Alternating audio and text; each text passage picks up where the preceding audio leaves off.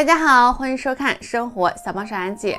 一到过年的时候，我们都会做一些美味的菜肴，那也一定少不了排骨了。但是我们买回来的排骨千万不要直接焯水，需要多加这一步，很多人呢都做错了哦。下面赶紧跟视频看看正确的方法吧。第一步，排骨在焯水之前一定要经过浸泡。首先我们将排骨清洗一下，因为这样做会让排骨腥味去除。然后我们再倒入料酒，接着再加入食盐。食盐可以很好的杀菌消毒，并且可以将排骨里面的脏东西给清洗出来。另外，料酒可以有效的去除腥味。将排骨浸泡10分钟，并且清洗一下，再将血水倒掉，然后再用清水清洗，用手再抓几遍，再将血水倒掉。现在这个排骨已经彻底清洗干净，接下来准备下一步。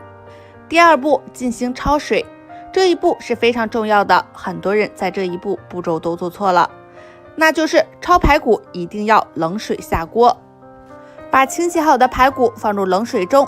如果用热水的话，会将排骨的血污凝固，这样脏东西和异味都出不来，口感也不好。再加入2片生姜，可以去腥。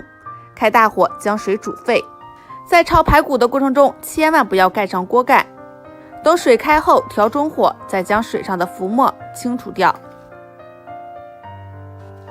去除浮沫之后，将火关掉，排骨捞出。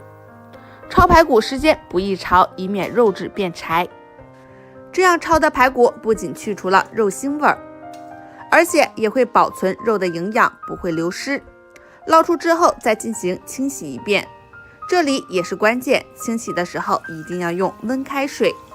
如果直接用凉水去清洗，那肉就会变柴发硬，这样就算你的排骨怎么做都不好吃了。所以用温水清洗一定要记住，这样处理过的排骨我们就可以进行下一步烹饪了。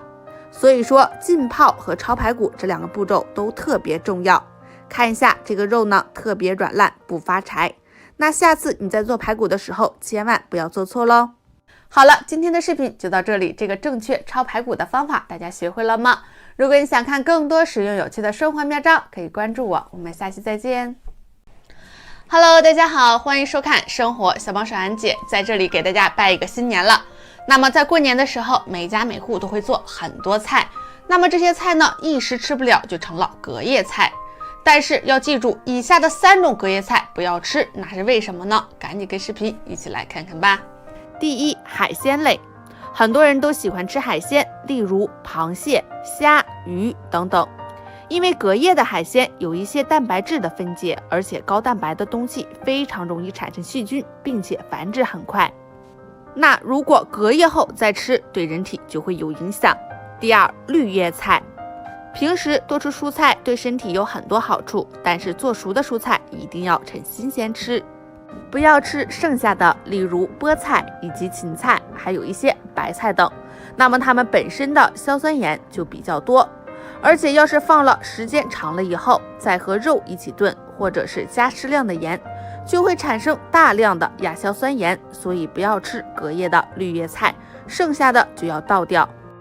第三，豆浆。那这个豆浆非常有营养，还好喝，很多朋友都喜欢用黄豆自己在家榨豆浆喝。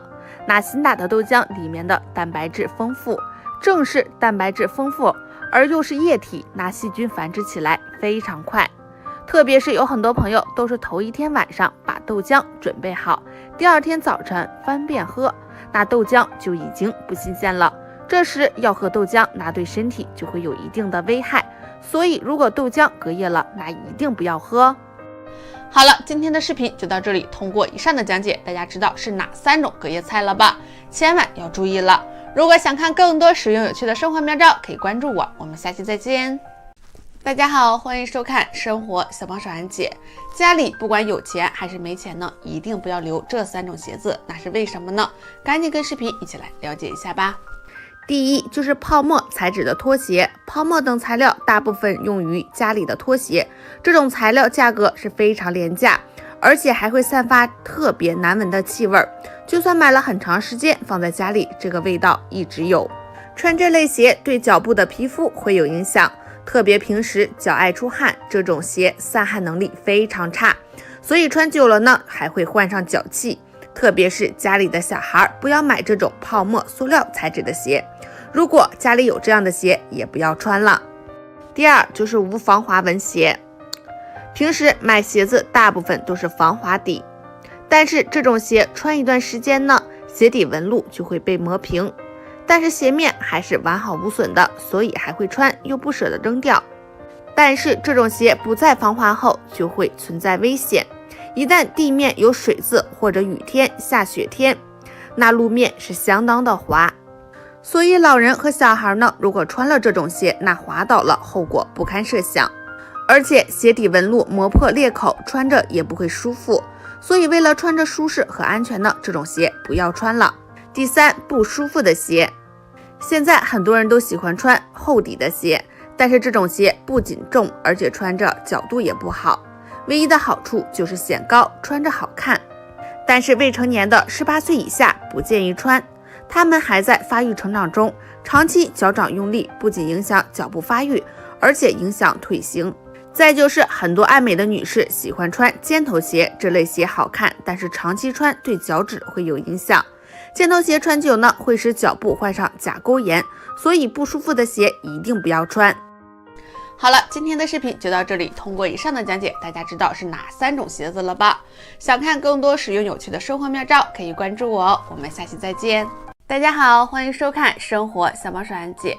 说到花生米呢，很多人都喜欢吃，不管是烹饪呢，还是直接吃，一直受大家的喜欢。但是我们在挑选花生的时候该注意什么呢？今天教大家4个挑选花生的小技巧，赶紧跟视频一起来看看吧。第一，看颜色。新鲜的花生米颜色呈深红色，而劣质的花生米颜色发白，就像这种颜色不均匀，那就可能是放置时间太久，不新鲜。像类似褪色的花生米不建议大家购买。第二，看花生米外形，挑选优质的花生米呢，要选那种果形饱满、大小均匀，并且形态完整。那如果花生米的表皮有褶皱，个头大小不一，形态又不完整，那很多都是掺杂陈花生或劣质花生，不要购买。第二，有虫眼或黑斑。如果花生上面有虫眼或者是黑点，那是花生由于储存不当导致的发霉或生虫。